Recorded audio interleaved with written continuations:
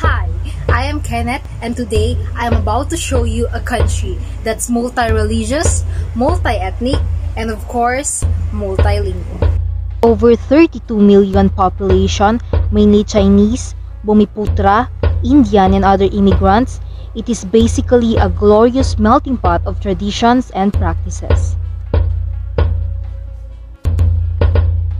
It is a country that practices parliamentary democracy with constitutional monarchy, where a king or prime minister rules. Have you guessed what country this is? Let's quit the chase as we welcome you to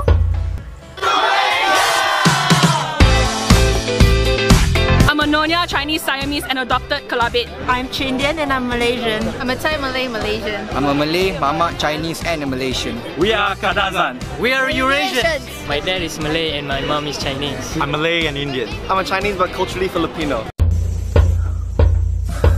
But why? Here's why. Malaysia is located in the Southeast Asian region with its neighboring countries like Brunei, Thailand, Indonesia, Singapore, China, and Philippines, which are all part of the Association of the Southeast Asian Nations. The country has a rich history peppered with immigrants and settlers, and trade routes brought the Chinese and Indian culture.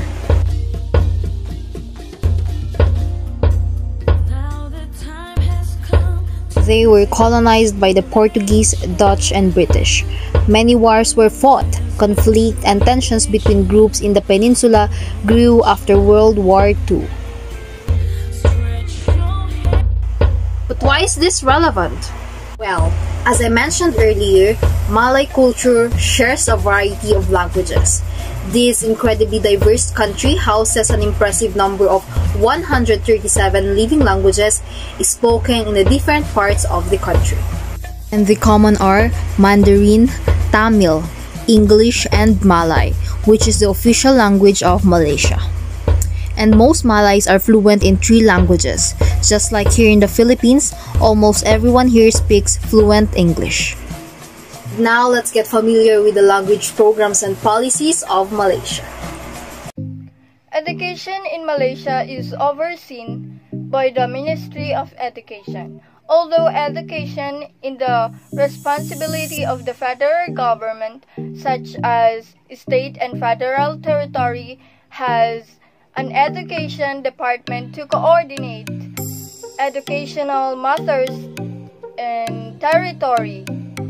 The main legislation governing education is Education Act of 1996. The education system is divided into preschool education, primary education, secondary education, and post-secondary education, and lastly is the tertiary education. It is further divided into national and private education. Education may be obtained from the multilingual national school system, which provides free education for all Malaysians, or private school or through homeschooling. International and private institutions charge school fees. By law, primary education is compulsory, as in many Asia-Pacific countries such as the Republic of Korea, Singapore, and Japan, standard tests are common feature. Currently, there are 43 universities, 31 university colleges, and 9 foreign university branch campuses, and 414 private colleges in Malaysia. Hi, I'm Justin, and today we're going to discuss the educational system of Malaysia. And later on, let's try to compare it with the present educational system of the Philippines. But first, let us have an overview of the educational system of Malaysia. In Malaysia, education is the responsibility of the government. The Malaysian education system encompasses education beginning from preschool to university. Preschool to secondary education is under the jurisdiction of the Ministry of Education, or MOE, while tertiary or higher education is the responsibility of the Ministry of Higher Education, or MOHE. The vision of the government is to make Malaysia a center of educational excellence. Malaysia, unlike Finland and Denmark, has yet to be a high-income country to afford free higher education for its citizens. Probably now you already have an idea on what is the different educational level in Malaysia. But today, we're going to explore more about their educational system. The first level in their educational system is the preschool. In preschool, there is no fixed rule when a child needs to attend preschool education. However, the majority would start when the child turns 5.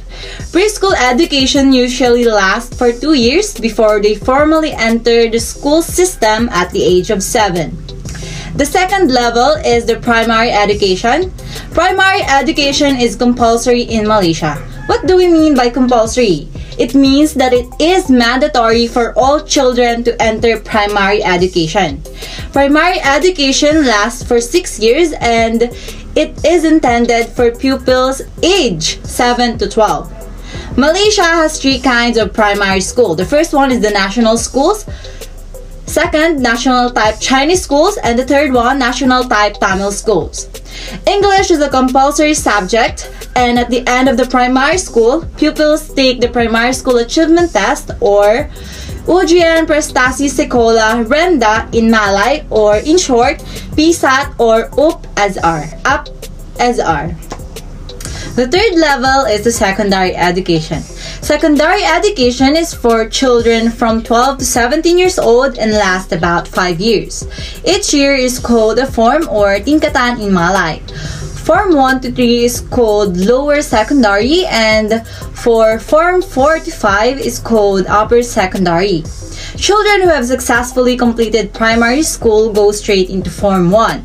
But if they do not meet the grade requirement for Malay subjects, they may have to attend the year-long transition class called Remove. As well as academic subjects, secondary school students have to do at least 2 extracurricular activities, for example, drama or sports. And for the last level, the tertiary education. At tertiary education level, institutions of the higher learning offer courses leading to the awards of certificate, diploma, first degree, and higher degree qualifications. The duration of study for a basic bachelor program is 3 years, and the course of study at this level are provided by both the public and private education sectors, attracting many international students. Now that we have learned the educational system of Malaysia, it is now the time for us to explore the educational system of the Philippines. Just like Malaysia, the Philippines also have 2 government agencies that monitor the quality of education. The Department of Education, or DepEd. The current Secretary of Education is Leonor M. Briones.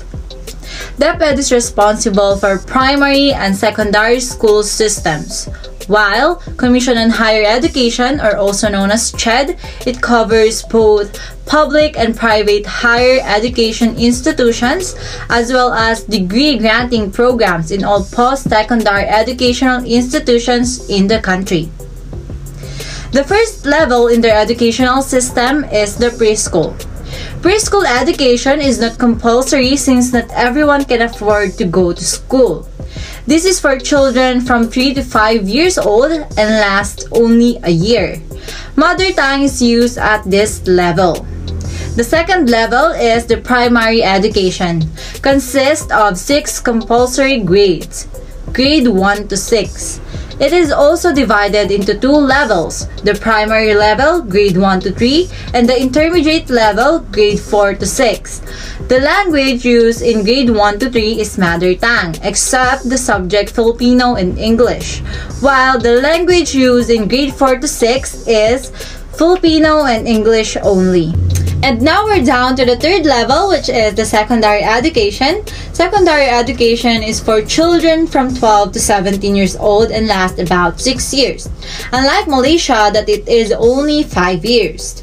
Junior high school is composed of grade 7 to 10, while senior high school is composed of grade 11 and 12. This is a specialized 2-year education signed by former President Benigno Aquino III in 2013 and called it the K-12 Basic Education Program. Fun fact, the Philippines is the last Asian country to implement the K-12 program.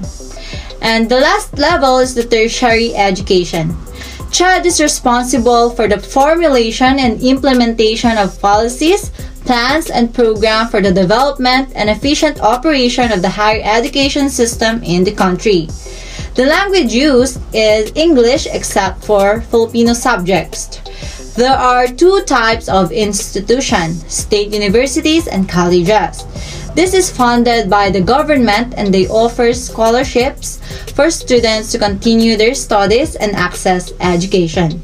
The second one is the private institutions are owned and administered by private individuals or group of corporations. Hi! Hello! Assalamualaikum! I am Brian Perocho Buchal and will be talking about the Malaysian curriculum. But before we proceed to our main topic, I just want to ask a question. Did you know or are you aware that Malaysia offers 5 different curriculums just for preschoolers? Isn't it amazing? Isn't it surprising? Yes, it is. So what we gonna do is to sit back, relax, chill, and let's do it. The Malaysian curriculum. So let's start with the first level of education, which is the preschool. So the preschool curriculum in Malaysia offers 5 different curriculums. These are the Montessori method, the Rio Emilia method, Steiner method, British curriculum, and combined curriculum. But the Malaysian curriculum have set the KSPK or the National Standard Preschool Curriculum for all preschoolers. In this curriculum, the preschoolers of Malaysia will engage and deal with 9 different subjects. And some are science, technology, communication, spirituality, aesthetics, attitudes, and etc. And the medium of instruction are Tamil, Chinese, English, and their national language, which is the Malay language, Bahasa Melayu. While here in the Philippines, when you enter preschool, you will deal with reading, writing, math, science, mother tongue, and etc. And teachers uses their mother tongue or their native language or Tagalog to communicate and to deal with their learners. And now, we will move with our next level of education, which is the primary education. So the primary curriculum in Malaysia is divided into 3 institutions. We have the National Primary School, the International Primary School, and the British International Primary School. So these 3 institutions covers different subjects such as citizenship, civic, religious education, science, technology, social studies, social science, and etc. They also use Tamil, Chinese, Mandarin, English, and Malay language or the official language of Malaysia as the medium of instruction. While here in the Philippines, the primary education and primary curriculum is divided into 2 levels. The grades 1 to grade 3 will use the mother tongue and the official language or the Tagalog and Filipino as a medium of instruction. While in grade 4 to grade 6, they will use English and Tagalog only as a medium of instruction. Our next topic is all about the secondary education curriculum of Malaysia. In Malaysia, they have 2 different levels of secondary education. We have the lower and the upper. In the lower, students will study a minimum of 8 subjects such as history, English, science, Bahasa Melayu education, and etc. And they are required to use Malay language, English, Chinese, Mandarin, and Tamil language as a medium of instruction since it is mixed with Indian and Chinese students. But before they proceed to upper secondary, they must pass the examination first. In upper secondary level, they will meet 3 different types of school. The religious school, technical vocational school, and academic school. They will enter 3 different types of school depending and according to their test result. Here in the Philippines, we have the K-12 program or the K-12 curriculum, which has the junior high school and the senior high school. In junior high school, grade 7 to grade 10, you will use a Tagalog and English as a medium of instruction, same as well in senior high school. In higher education of Malaysian curriculum, they offer 5 different types of institution of colleges in Malaysia. These 5 different institutions use English as a medium of instruction. However, most bachelor's degrees that are offered in public universities use Malay language or their official language as a medium of instruction. Here in the Philippines, when you enter college level or tertiary level, we will use the English and Tagalog as a medium of instruction.